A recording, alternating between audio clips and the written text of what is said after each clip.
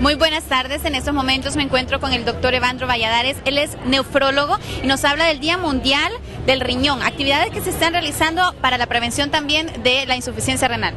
Claro, esta es una actividad mundial que se estableció desde 2006 por parte de las sociedades internacionales de nefrología, conjuntamente con las fundaciones de pacientes renales, con la intención de tratar de dar educación a los pacientes en riesgo de insuficiencia renal crónica.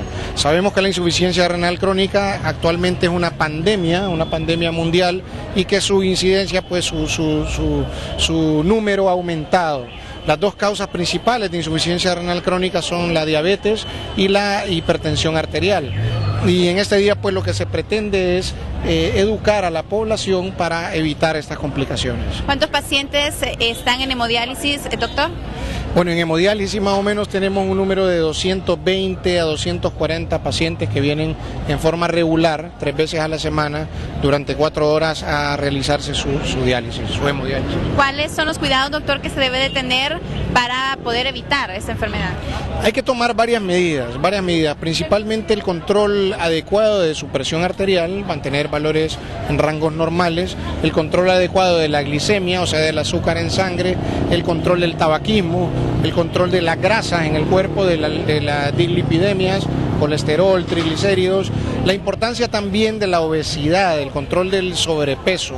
Recordemos que el sobrepeso hace que vea resistencia a la acción de ciertas hormonas para que funcionen adecuadamente en nuestro organismo. Y eso es algo que estamos luchando con todos los pacientes, en que tengan un peso adecuado, que realicen sus actividades físicas regulares, ejercicio, en fin, esos son los consejos básicos que nosotros damos. Muchas gracias.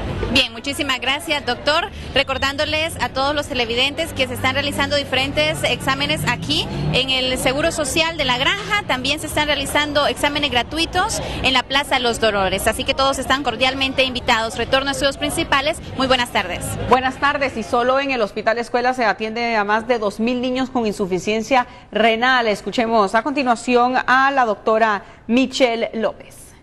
Bueno, en general yo manejo estadísticas de niños y esto es un dato muy alarmante porque cada año están creciendo las estadísticas de enfermedades renales en niños. Es decir, que estamos viendo un promedio de 2.500 a 2.700 consultas. Incluso en algunos años hemos llegado a ver 3.000 consultas al año. Esto es alarmante, como lo vuelvo a repetir, porque son enfermedades perfectamente prevenibles si se detectan a tiempo.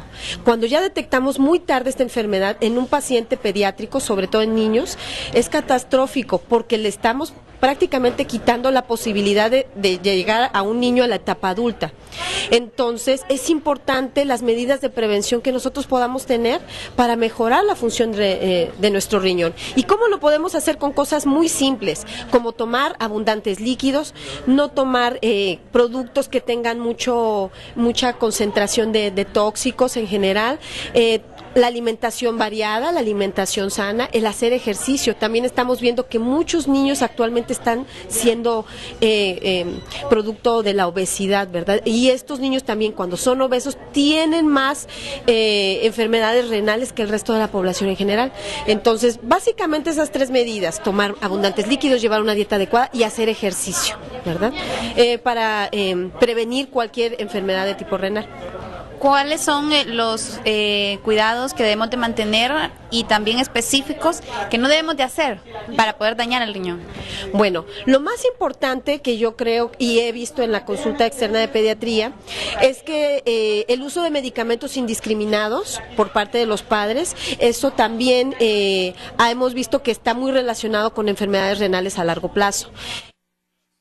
También el consumo de sal en exceso contribuye a este tipo de enfermedades. El abuso del consumo de sal produce patologías como insuficiencia renal, entre otras. Bueno, la verdad es que la sal es un mineral importante, pero lo abusamos tanto que a la larga terminamos teniendo patologías como hipertensión arterial, la debemos de controlar mucho en la diabetes.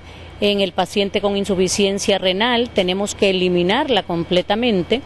y en algunas otras patologías también se controla mucho el consumo de sal. Puede causar edema, que es inflamación, subir la presión arterial, molesta tanto los órganos internos y puede causar inclusive el abuso, retención de líquidos muy grande. El consumo de sal en exceso afecta el organismo. Expertos hacen énfasis en alimentos que se deben moderar.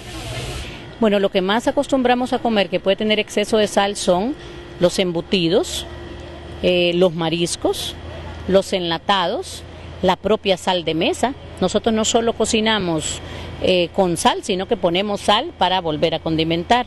Las consecuencias del alto consumo de sal se presentan a largo plazo, afirman expertos. Pero realmente el consumo de sal es una condición que no produce sintomatología aguda, sino que son las consecuencias del alto consumo de sal a largo plazo y en condiciones de muchos años que nos lleva a alguna patología como la hipertensión, como la insuficiencia cardíaca, en algunos casos de descompensarse por el alto consumo y algunas otras condiciones. Realmente no solamente es eso, la obesidad también se ha asociado también el alto consumo de sal. La sal contribuye a la retención de líquidos por parte del organismo, lo que produce una presión sobre las arterias y favorece la aparición de la hipertensión. Según datos de la Organización Mundial de la Salud, la hipertensión es el causante del 62% de accidentes cerebrovasculares y el 42% de enfermedades del corazón. Dorina Murillo, Hoy Mismo.